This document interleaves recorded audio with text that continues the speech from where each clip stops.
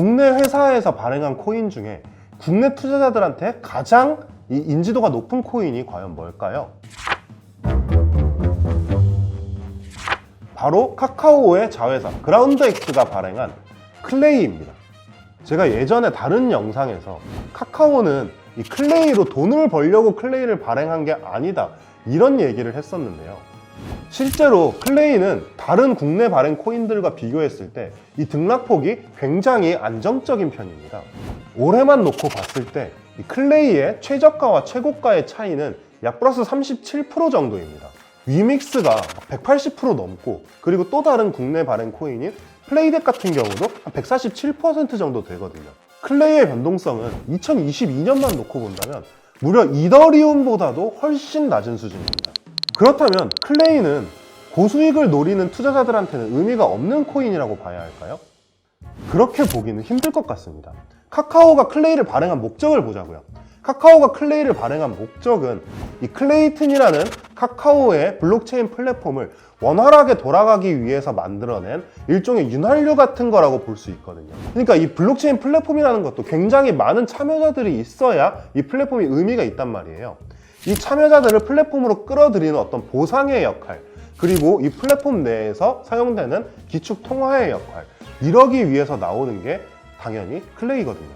이런 이유 때문에 이 클레이튼의 기축 통화로서의 클레이의 가치는 이 클레이튼이라는 플랫폼이 얼마나 크냐에 달려있고, 또 반대로 보면은 이 클레이튼이라는 플랫폼의 미래는 어디 달려있겠어요?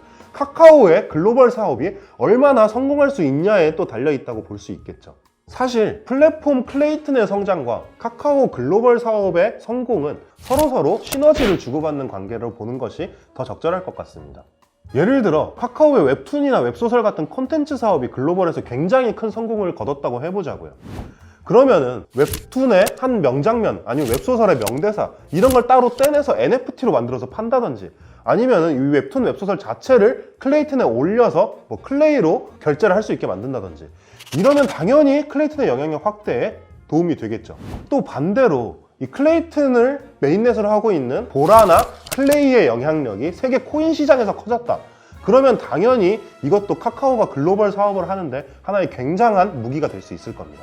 실제로 이 클레이튼을 개발한 카카오의 자회사 그라운드X의 한재선 대표는 이 카카오가 글로벌로 나가기 위해서는 반드시 강력한 무기가 필요한데 클레이튼은 그 무기가 될 거다, 이렇게 얘기를 하기도 했습니다. 정리하자면 이 클레이라는 코인의 가능성을 보기 위해서는 반드시 카카오의 사업의 전망을 같이 봐야 한다, 이런 식으로 얘기할 수 있을 것 같습니다. 클레이를 주식에 비유하자면 이런 식으로도 볼 수 있을 것 같아요. 주식 중에 그런 거 많잖아요. 회사가 주가 관리에 별로 관심이 없어요. 하지만 관심이 없다고 하더라도 이 회사의 사업이 엄청나게 잘 되면 주가는 당연히 따라서 상승할 수밖에 없을 거 아니에요. 이런 회사의 주식과 클레이가 비슷한 것 같지 않나, 이런 생각을 한번 해봅니다. 근데 이렇게 얘기하다 보니까 이 클레이는 사실 우리가 생각하는 그런 김치 코인 그 맛이 좀 안 나긴 해요.